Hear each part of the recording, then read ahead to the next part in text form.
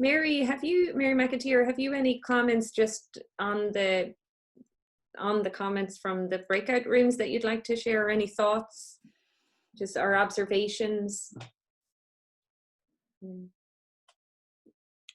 Unmute, yeah. Just thought that. So like so many things you do, sometimes the things that you leave out, there's decisions there, what you can do, what you can't do. And some of these conversations have touched on the things that I didn't touch on for whatever reason. And one of them was particularly kind of the source of your values and the overlap between values and beliefs. And for many people, your belief system, whether it's like an organized religion or some other model by which you live your life, is very often, I think, a source of your values, or maybe something that shapes your values. I was interested in the second group feedback in terms of this notion of the competition between your values and those maybe of the context you find yourself in. And I think that tends to be the case when values aren't really put into practice very well. Sometimes, you know, you will see a statement of organizational values, but you will find that the issue of being in that place doesn't seem to reflect the values that are stated. And you know, you'll see a lot of people saying, oh, it looked so good when I saw it on the website and I applied for the job, and everything seemed to resonate with me and what I value, and it really wasn't like that when I got there.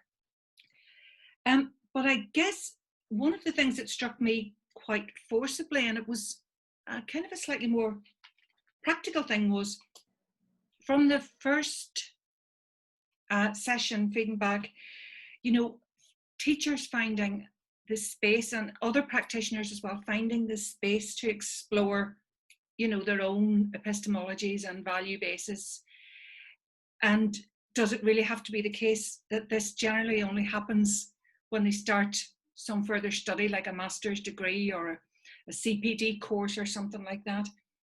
And in a way, I suppose a lot of my experience suggests that those certainly have been the prompts for this type of reflection. And in some ways also the permission to have those conversations when they're not the kind of day-to-day conversations that happen in your practice. But then kind of struck quite forcibly by the fact that, yes, your values, you know, we're using the term here, I guess, given almost a blanket values are good approach. And I think that's a very, very important question. Not everybody's values can be thought of as contributing to human flourishing. But the idea that if what we do is a value, and certainly any teacher I've ever spoken to is a teacher because of something they value in the role of being a teacher. They believe that they have something to do that is good, that is helpful, that helps children and so forth. Almost every teacher I've ever spoken to, even without asking them about your values, they have given me some of this in conversation. And if it's a case then that they are not finding space to have these conversations in their practice and in their workplaces, unless they go beyond that and, you know, either have prompts or reasons for or permission to almost have those conversations, it strikes me, you know, what's wrong in the field there? What's wrong? What's happening in the practice that is not allowing the conversations about the thing that seems to bring most people into that practice in the first place? So that's kind of quite a big thing that struck me just from the feedback. Lots of other things, but that's probably the big one. Thank you, Mary. Okay, well, we'll move on now to the, unless anyone has anything further to say or share. Oh, Mary, you had mentioned about asking Jack. Yeah, sorry. Yeah, apologies. Thank you. Yeah, mine was just very quick. It was just about the second question. How do we navigate the intimate link? Now, it felt to me that was such a good question, such a good action research question, but we would tackle it in a different way. We'd have to engage together. you know, I've got 25 people on my screen, and we could start to work out over the next few years how the individual eyes that are now facing me can actually engage with that question, so that we do develop from the eyes into a genuine collaborative we. You know, that excited me, but it was just that I wasn't going to take for granted the question about the we. That was all. I thought it was a really important question, which we could engage in over several years in NERI. It felt very important, and we could get a we out of, you know, as we develop together. That was Yeah, I would agree, Jack. I think there's a really big question within that, is how do we become we? Yeah. You know, yeah. How do we move to that? Yeah, as you say, a big project even in its own right. Yeah. Sorry, I just wanted to respond to what Mary had said there, and it was the discussion in our group about having a professional space to kind of reflect on practice. But I think Aoife made a really good point that like this kind of reflective practice is slowly becoming part of training in teacher education colleges. But certainly when I graduated, like we were expected to reflect, but we never were actually taught what that meant to sit and think about your practice. And I do think that's so crucial, because as I'm learning, just as I'm starting action research, like it's very easy, even if you are the kind of person who might think about your values, it's very easy to think you hold a value. And then when you interrogate it further, to realize actually in my practice, I'm not living out this value, or I thought that this was something I believed in, but really then, you know, that kind of like being a contradiction. So it's very easy to talk and, you know, certainly to say, oh, I have all these values and think about it. But if you don't know how to reflect and actually interrogate that, then, you know, you're going to be contradicting yourself as you're moving through your practice. So I just thought that was very, like, to have the space, but also to have the skills to reflect in a meaningful way is so important for teachers. I think if I could just chip in there, I think it's quite interesting. I've been doing a lot of work in South Africa over the past 5 or 6 years with teachers who are actually, on the whole, not qualified teachers or very poorly qualified.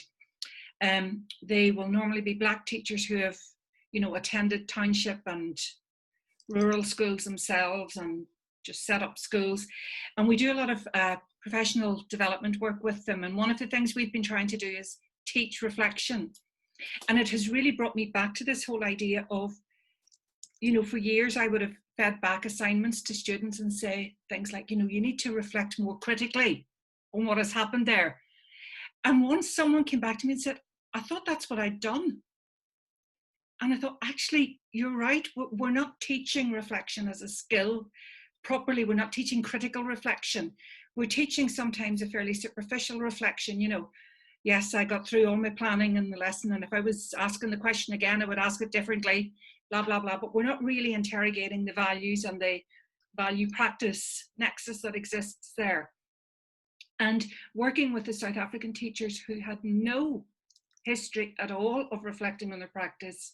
And when we would ask them even to reflect on our lectures we were teaching them, all they would tell us was how wonderful we were, you know, because that was kind of their culture. There was someone coming in from outside who was an expert, and you wouldn't ever say that they weren't great. You know, you were very deferential to that. And we started to devise ways in which we could teach them and support them to ask those difficult questions. And it's not an easy process, and we sometimes talk about it as if it is a very, everybody knows how to do it, but it's actually not an easy process. And a couple of years ago I was tasked with designing a new master's program, and my sort of founding principle was that the first module for every single student had to be to learn deep and critical reflective practice, and that it would underpin everything else, but that it was going to be explicitly dealt with as a skill, as a learning in its own right, and as a space to begin those conversations. And the students have said, you know, they've come back and said, do you know, that was a really good thing, because we have taken that through every other aspect. We've brought that with us, which kind of was my hope. But it took me quite a long time to realize that if people hadn't been given some tools, given some help, given some space, given some permission to do all of this, that they didn't always know how to do it, or they did it quite superficially. Can I come in there with a plug for our book, Introduction to Critical Reflection? That's one thing. The second thing is, we often say glibly to people, go away now and get a critical friend and, you know, have a dialogue, and your critical friend will be the person who will ask you those hard. They need, you know, critical friends don't just appear. And just like the act of reflection being a very solid action, not a passive activity, the act of being a critical friend, it needs to be teased out, and a dialogue needs to be had as to what constitutes a good critical friend, and how does, you know, how does it manifest in practice and in dialogue. And I suppose it's again an assumption we make because we're so used to the term. And that's something I think needs, I've worked a little bit with Trish and with Kira with the PDST, and one of the people last year did a really good piece on what the role of the critical friend is. And I thought it was really very enlightening to me as well. Sorry, we're raising hairs here now maybe and getting away from. I think it's really important. No, it's very important. Carnila. Yeah, hi, Teresa. Yeah. I'd just like to say that I think that connection and structure is really important to any research, and the identity of a researcher can be drastically affected if they do not have that sense of connection with the teacher or supervisors, and that can affect the whole outlook on life. So very much so, actually. Yeah, as a PhD supervisor, that's one of the things I say to students at the very start. If you think we're not going to get on, don't, you know, find another supervisor, because that relationship is paramount. Yeah. It really, yeah, it's very important. And also the relationship you have with your colleagues as well. But it connects back even to the connectedness that Mary was talking about. I'm going to keep try to keep on time, because I know some people have to leave as well. So we'll move on to the round robin sessions, if that's all right. And Aoife, I think, or was there maybe Maureen, was there any, does it matter what order we take people in, or? I think we should take a little break. We had yes, sorry, that's right. That's right. We had scheduled a coffee break. Now everyone has to go to their own kitchen to get their own coffee and then come back. But just and our comfort break, just take I'll have a latte, Cornelia. One sugar or two, Jamie? Not the same now without the scones, you know. Yeah. Buns. And I baked no buns today for the group. Yeah, well, we'll come back at 12:15 if that's, or even grab your cup of tea or coffee and come back, and when everyone perfect. That's great. Okay, take care for a minute or two. Bye.